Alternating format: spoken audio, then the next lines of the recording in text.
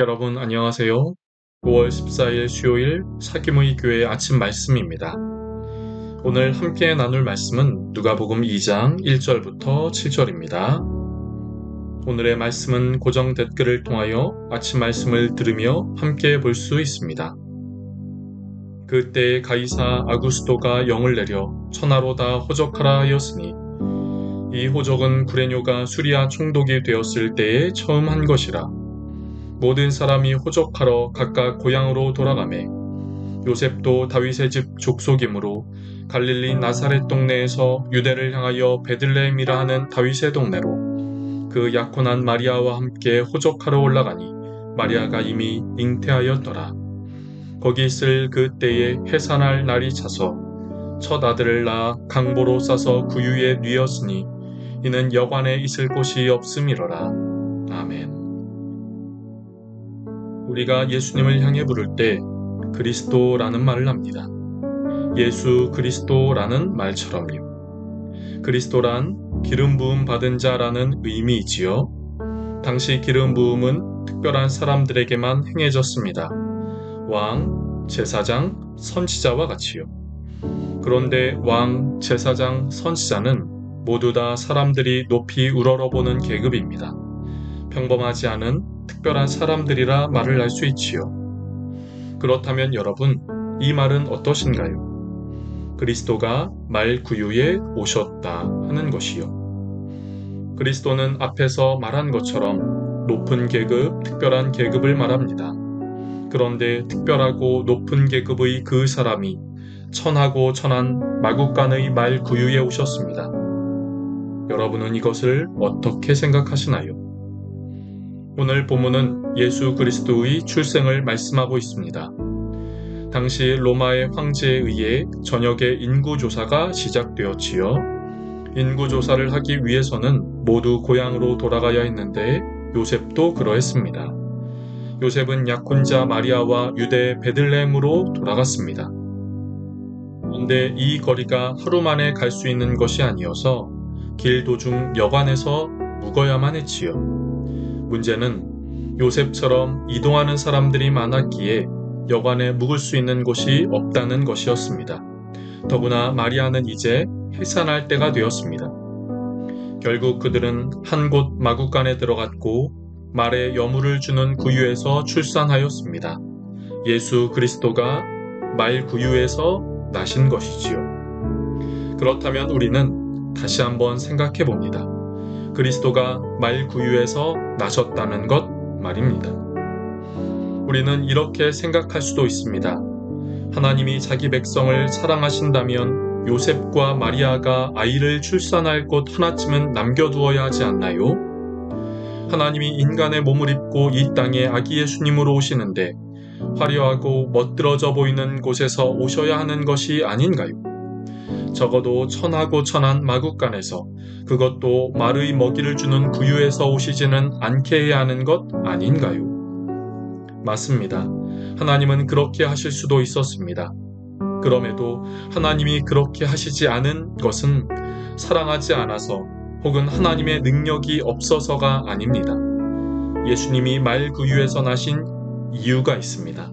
그것은 예수님이 모든 사람 위에 군림하기 위해 오신 것이 아니라 모든 사람을 섬기고 모든 사람을 만나러 이 땅에 오셨기 때문입니다.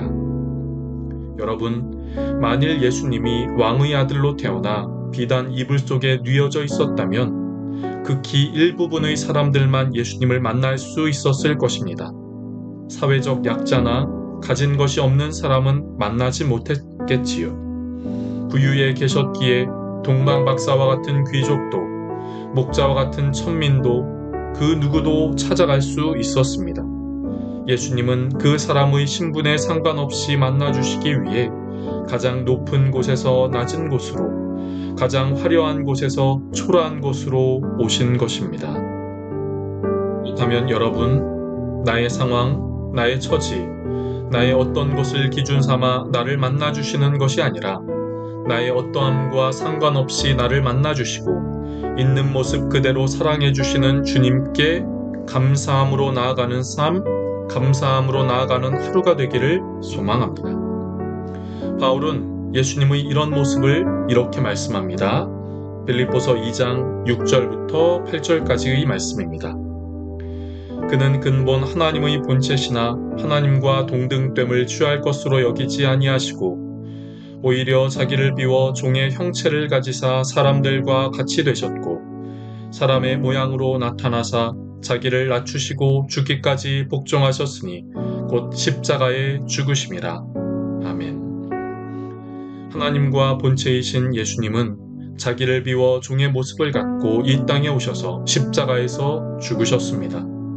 높으신 곳에서 낮은 곳으로, 화려한 곳에서 천하고 부족한 곳으로 오신 것이지요. 그런데 바울은 예수님의 이런 모습을 우리에게 소개하는 것으로 그치지 않습니다. 조금 전 읽은 빌립보서 2장 6절의 말씀을 할 때 그 앞절, 그 전구절인 5절은 우리에게 이렇게 말씀합니다. 너희 안에 이 마음을 품으라 곧 그리스도 예수의 마음이니. 아멘. 바울은 예수님이 이 땅에서 천하고 약한 모습으로 오신 것을 말씀할 때 이것을 소개하는 것으로 그치지 않고 우리에게 바로 이러한 마음을 품으라고 말씀하는 것입니다. 그렇다면 오늘 본문을 통해 우리에게 주는 영적인 도전은 이것입니다. 하늘 영광 그 높은 곳에서 낮고 천한 이 땅에 오신 주님의 마음을 품고 주님의 마음을 닮아가는 우리, 그리고 오늘이 되기를 소망합니다. 이를 위하여 우리는 어떤 삶을 살아야 할까요? 우리 주변에는 꽤 많은 사람들이 마음으로 아파하고 힘들어하는 것을 볼 수 있습니다. 그때 아프고 힘들고 괴로워하는 그들을 외면하지 않고 함께하는 것입니다. 그들과 같아지라는 말이 아닙니다. 그들을 향한 주님의 마음을 품고 그들에게 나아갈 수 있기를 바랍니다. 우리 주변에 약한 이들을 생각할 수 있는 우리의 마음이 될 수 있기를 바랍니다. 우리 주변의 사람들이 아프고 힘들어할 때 그들을 외면하지 않고 그들을 위하여 기도하고 그들을 위로할 수 있는 우리의 마음 되기를 원합니다. 바울은 로마서 12장 15절에서 이렇게 말합니다. 즐거워하는 자들과 함께 즐거워하고 우는 자들과 함께 울라. 아멘. 주님은 낮고 천한 말구유에 오셨습니다. 그것은 어느 일부의 사람들만이 아닌 우리 모두를 위하고 모두를 만나기 위해서입니다. 우리를 위해 친히 이 땅에 오신 주님께 감사하기를 원합니다. 그리고 주님의 마음을 품고 이 땅에 주님의 마음을 흘려보내는 축복의 통로가 되기를 소망합니다. 기도하겠습니다. 사랑하는 하나님, 오늘도 우리에게 귀한 하루를 시작하게 하셔서 감사합니다. 그리고 우리를 위해 하늘의 영광을 버리고 이 땅, 그것도 가장 낮은 자리에 오신 주님 감사합니다.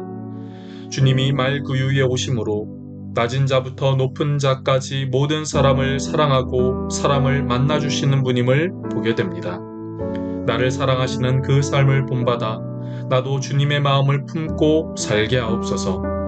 이 땅에서 괴로워하고 슬퍼하며 아파하고 공허한 이들을 외면하지 않고 그들에게 나아가며 그들을 위해 기도하는 우리가 되게 하여 주옵소서. 그래서 주님이 계신 곳에 나도 있게 하옵소서. 오늘 하루의 삶을 올려드립니다. 주님께서 우리의 모든 시간, 장소, 환경 가운데 함께 하시고 주의 뜻대로 우리를 선한 길로 인도하옵소서. 우리를 하나님의 사람으로 빚어주시고 이끌어주시며 세워주옵소서. 오늘도 함께하기를 원하시는 주님, 하나님과 함께하는 하루 되게 하옵소서. 예수님의 이름으로 감사하며 기도드립니다. 아멘. 여러분, 오늘도 주님과 함께 승리하는 날 되기를 축복합니다.